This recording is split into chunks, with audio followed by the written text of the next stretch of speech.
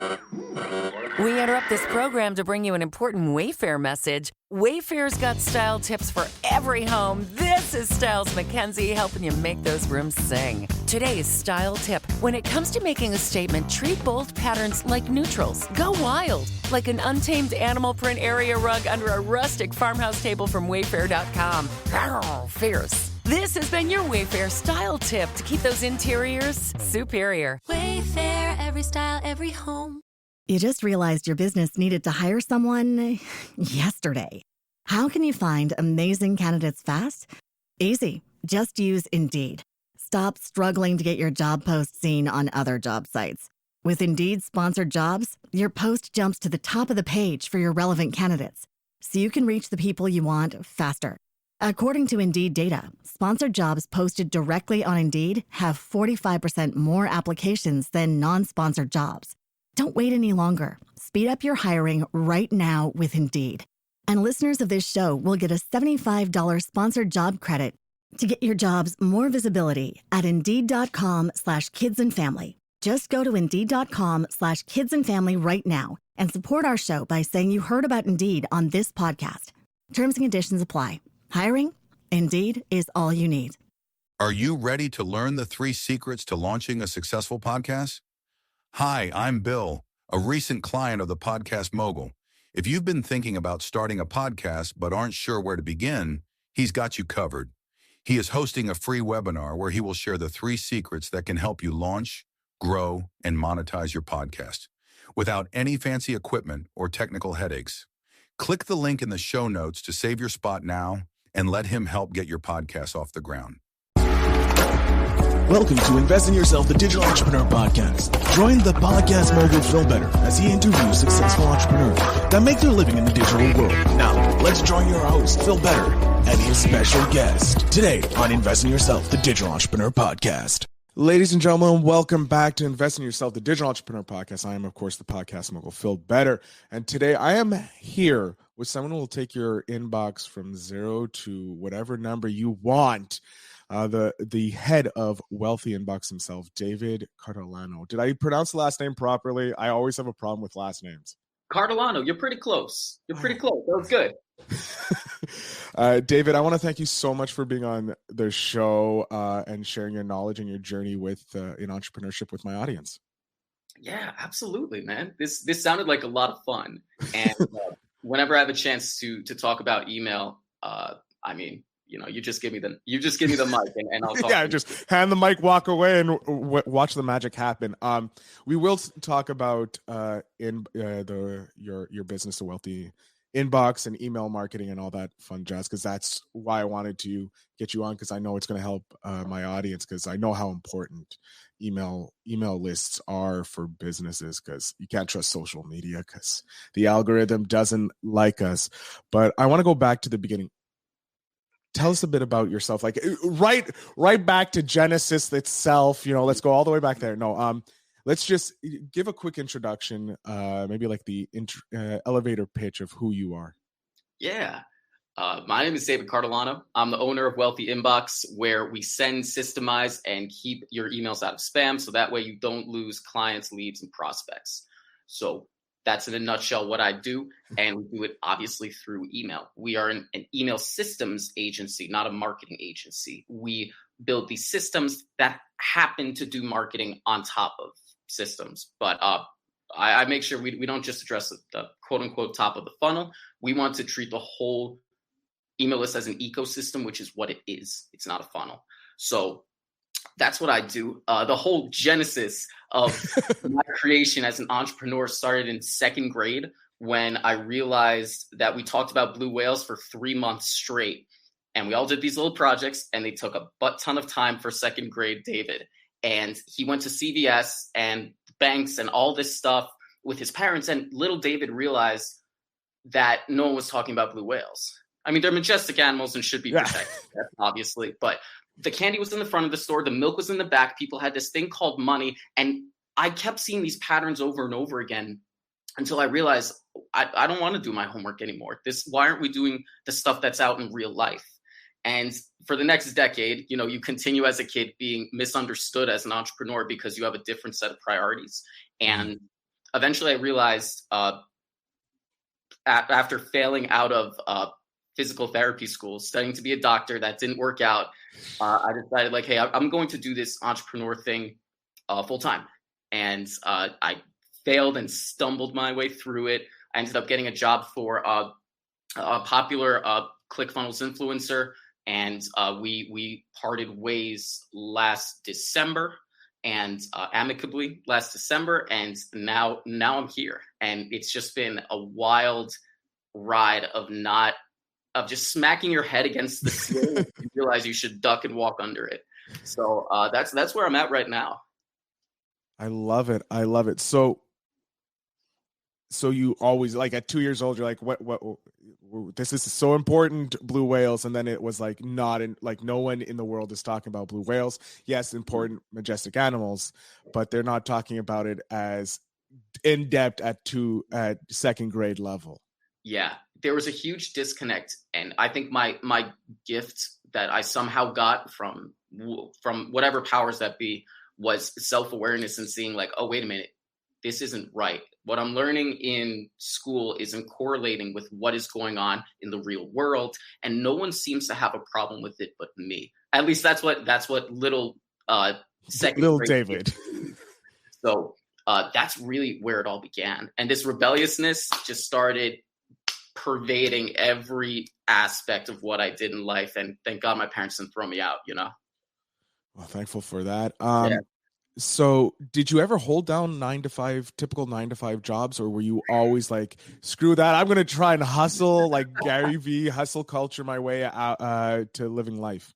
Yeah. I mean, through high school and college, I worked. Like you work. That was something that was expected in my family. Like, you're not just going to sit around all summer. Like, you're going to go and get a job.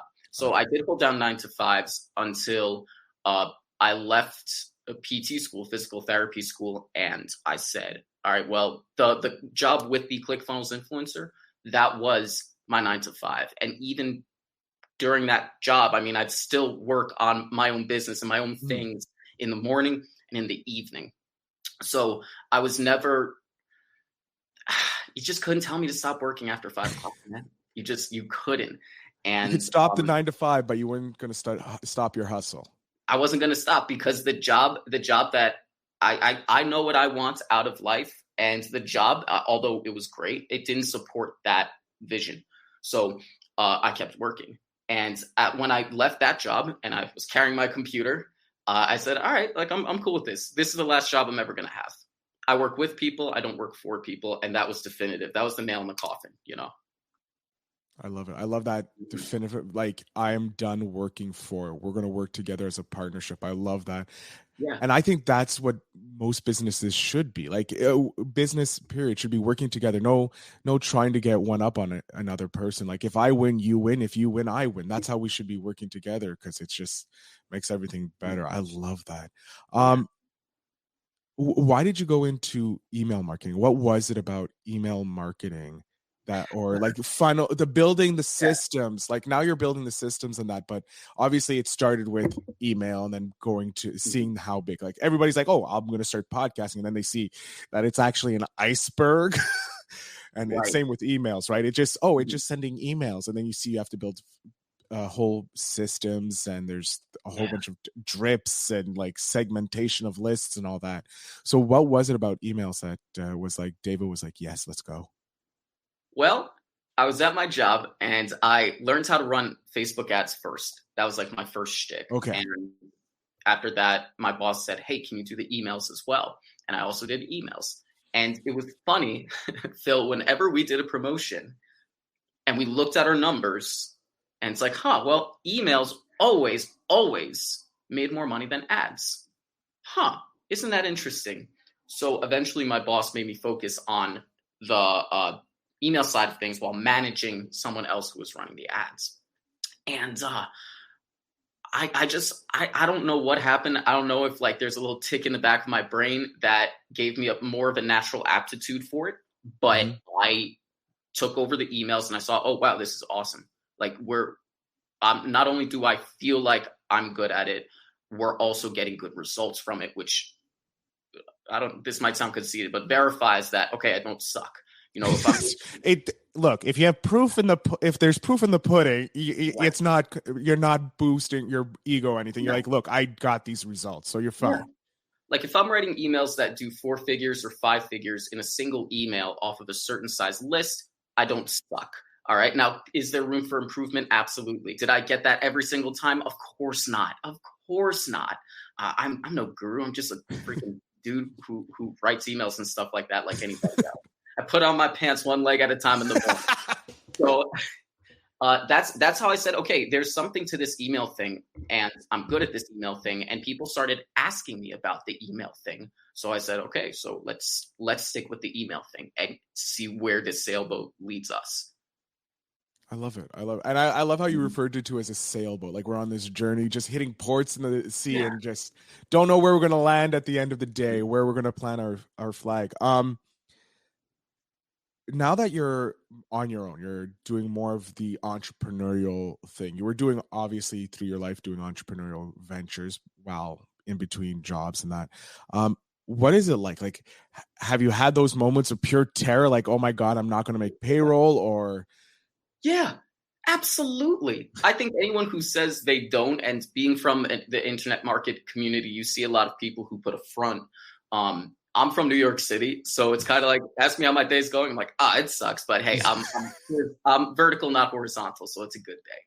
And absolutely, I think those moments of terror and disorganization and chaos, if you let it get to you, you know, it's always going to be there. It's always lurking there in the shadows. So don't pretend it's not there, but acknowledge that it's there, and then move forward from there. And actually, do you mind if I iterate on that a little bit? Right ahead. The floor is yours, sir.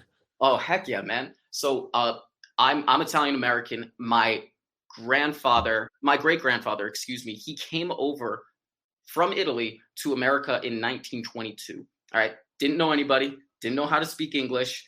And he worked as a tailor and a barber, just like built a business out of nowhere.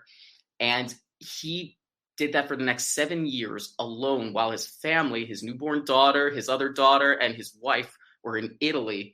And he did that for 7 years to save up $90,000 in today's currency to bring them across the ocean. And then 2 days later, the Great Depression hit. So anytime I say to myself, like, oh, David, like, oh, man, this isn't working. Oh, my gosh, this is so hard. It's like, dude, come on. You can literally talk to anybody across the world whenever you want. You're sitting at a co-working space that serves kombucha. Like, how hard is it really? Really? And that helps me get me out of my rut. You know, I can still acknowledge my feelings and like go to therapy and stuff like that. But at the same time, I think we make it harder on ourselves than it actually is. I love it. No, that is, and it puts you in perspective. Like I look at it, like now that you say that story, like, yeah, my great grandfather brought his whole family over and then got kicked horribly by the greatest single like destroyer of wealth and happiness. And I'm still here. So that means it worked out. And I think about like my grandfather came over when he was 12 from Scotland. So like at least he could speak the language. It's Scottish. So like other people understanding you, maybe not. But yeah, it's the same thing. Like we're still here. We're still, like you said, vertical, not horizontal. It's okay. It's really okay. And being in physical therapy and studying to be a doctor, you go to nursing homes and you see people who can't even move without debilitating 10 out of 10 pain. They can't even get out of bed, and it's awful. No one's visited them in the past 5 years. And again, just take a look at other people's problems, and you'd be scrambling to take yours back if everyone threw them in a pile. Yeah. So whenever it gets bad and there seems to be no light at the end of the tunnel, it's probably because you're looking in the wrong direction.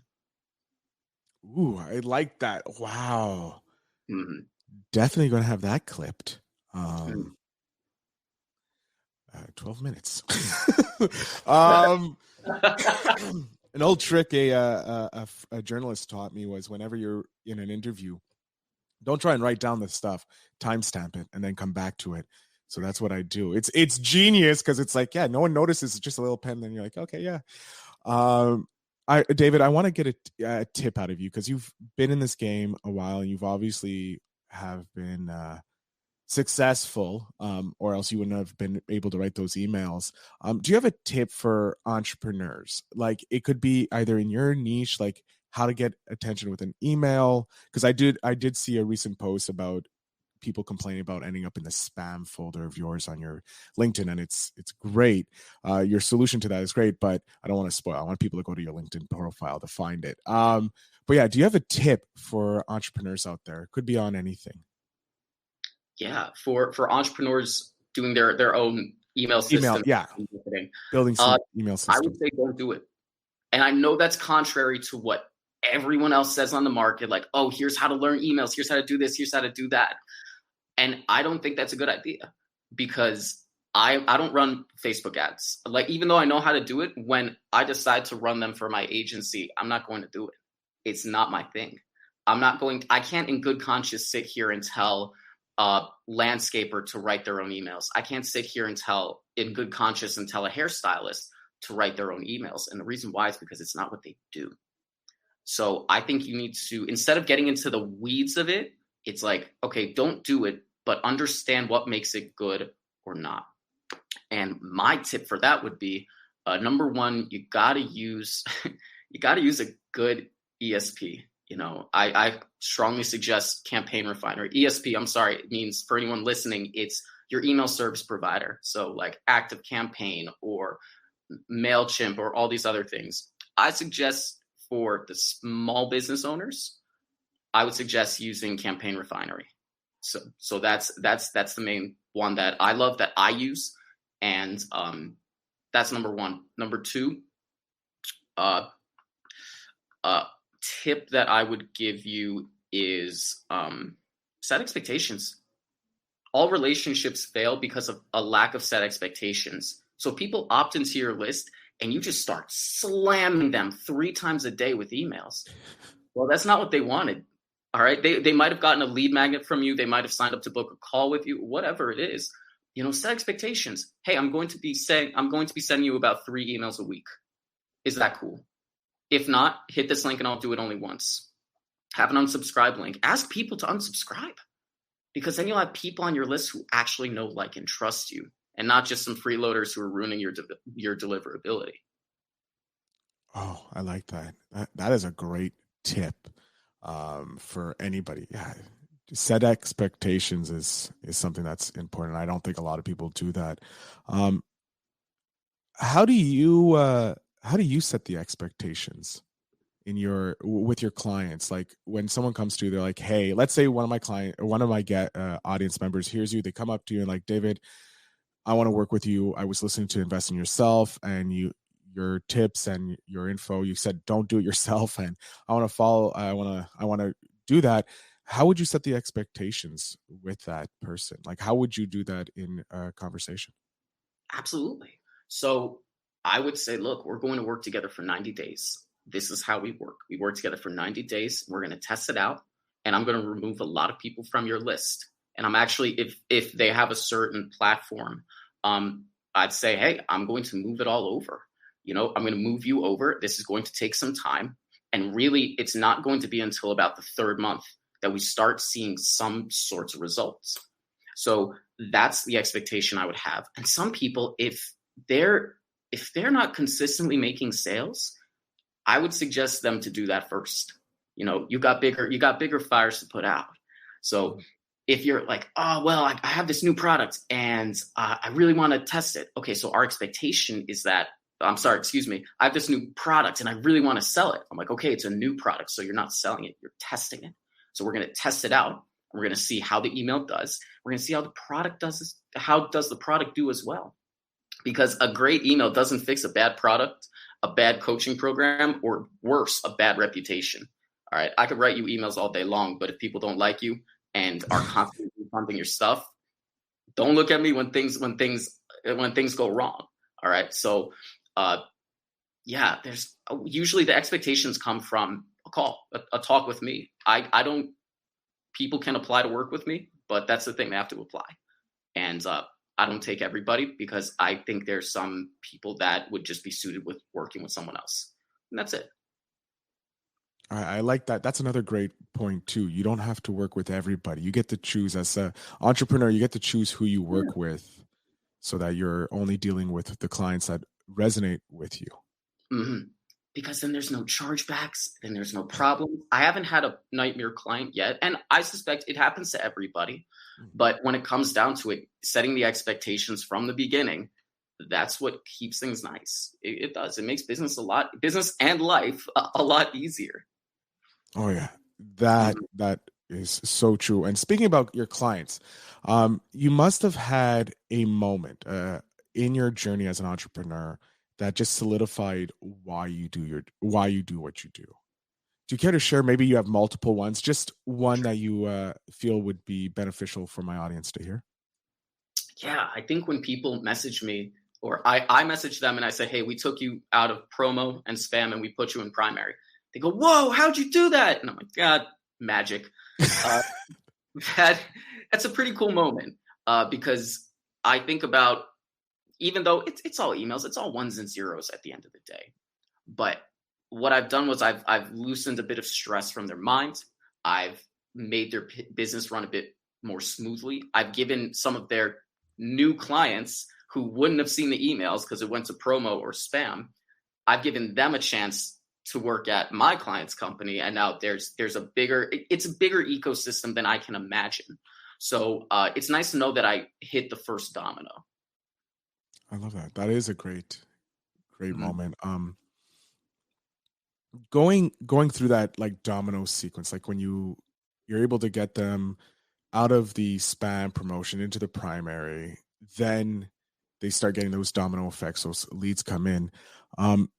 What are some, like, do they just automatically just refer you clients like afterwards because they're so happy that you've helped them? Like what usually happens afterwards with your clients? Yeah. Usually I've had clients refer me to other people because other people will, post about going to spam, and some of my clients or people who know me will just tag me below, and it's that immediate referral, which is really nice. And if you've ever done that for me and you're listening to this, I deeply appreciate it. But afterward, it's really about, I want to build a business, like Alex Hormozy said, where people never stop buying, because if people never stop buying, you never stop making money. And after those 3 months of working together, if you think like, oh, David, you're not a turd bucket and I want to keep doing it, I go, okay, like let's keep doing this on a retainer basis, and let's really make sure you don't have to think about emails on a Friday night at 11:59 p.m. So if I can do that for you, I'm happy to. Okay. What is your plan for like the 5 years? Your 5-year goal? What is it? What is David's goal in 5 years? Where do you see yourself? That's a really good question, Phil. Because I've never been one for vision boards. It's not my thing. I don't journal. I don't do vision boards. And some people have told me I'm losing money because of it. And I really don't think so. I've tried to journal and multiple times, and I've gotten nothing out of it. I'd rather read, meditate, listen to podcasts. Very important. Yeah.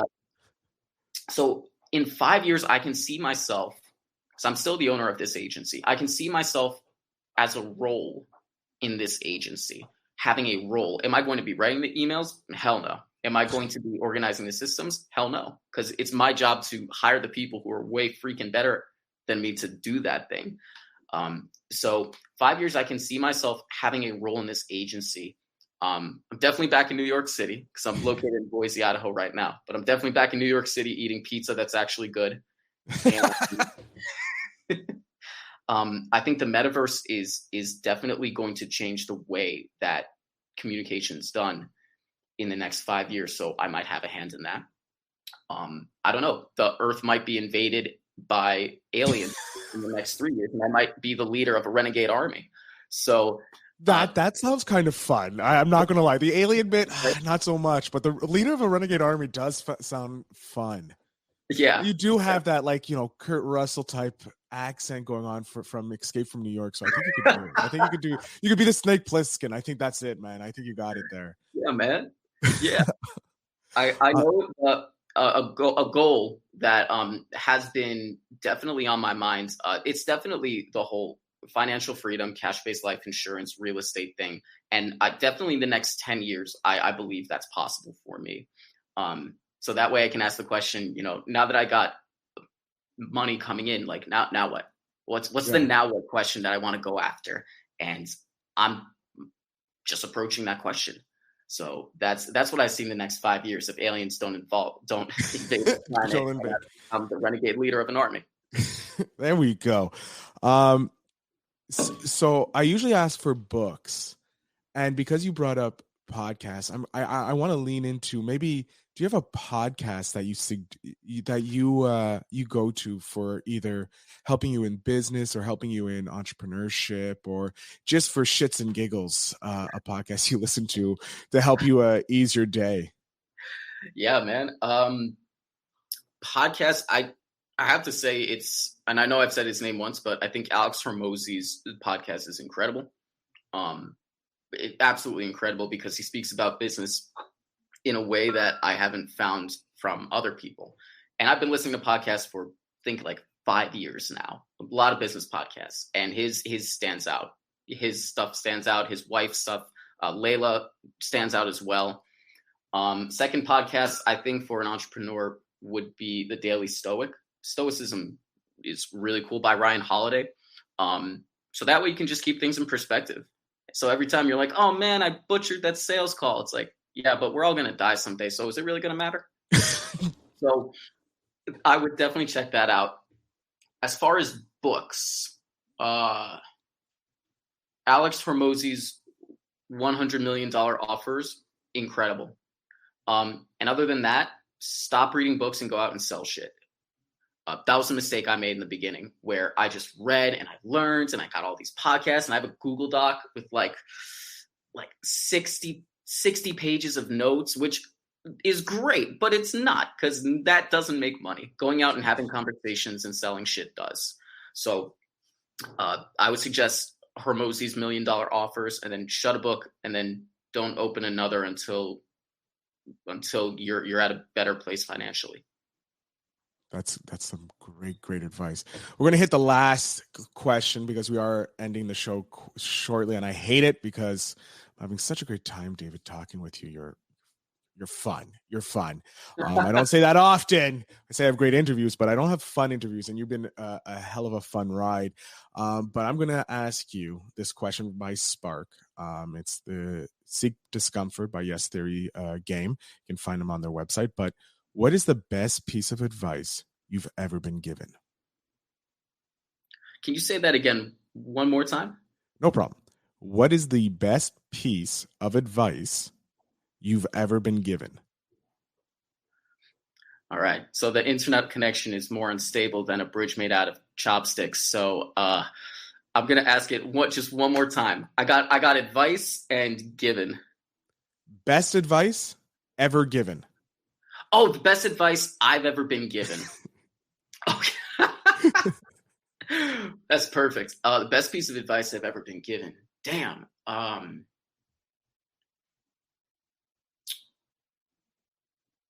It doesn't matter. It really doesn't matter. Oh, I made a big mistake here. It doesn't matter. Oh, I had this really good thing happen to me. It doesn't matter. We're all just a bunch of animals flying around on a rock in outer space, and one day we're going to die and be forgotten. So the best thing about things not mattering is that we get to choose what matters. So that if I screw up, if a business fails, which I've gone through 2 business failures, then it doesn't matter. You learn something, you pick up, and you move on. So I think that's the best piece of advice I've ever been given. I can't even remember who gave it to me. That is heavy, my guy. Wow. Okay. We have to move on to, wow. It doesn't matter. It doesn't matter really what we move on to. Right. But David, I'm going to jump off screen here. I'm going to give you a chance to let my audience know, let my audience know where they can find you, how to follow you, and how to, connect with you so that they can have a wealthy inbox. So the floor, sir, is yours. Yeah, absolutely. So if you want to learn more about just getting your email systems in line, and better than that, actually hiring somebody who knows what they're doing. I think that's now my positioning. I'm not teaching any emails anymore. I'm more positioning, hey, here's how to hire somebody who knows what they're doing.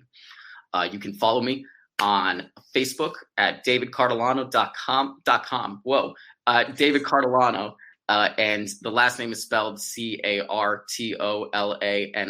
And I think you could actually see it like right there. And you could find me on LinkedIn as well under that same name, obviously. And you could go to wealthyinbox.com and you can learn more there. So that's really it.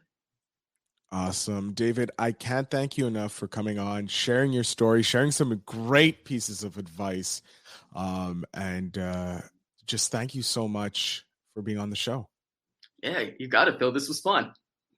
Awesome. To my audience, you know the drill. In the links down below, you'll find all the links to David's stuff, how you can connect with him and support him and find someone to do your email systems so that you don't have to worry about it on Friday at 11 p.m. or on becoming before Black Friday, which everybody hates, but everybody loves. And always, guys, again, another thank you to David, but also remember to invest in yourself.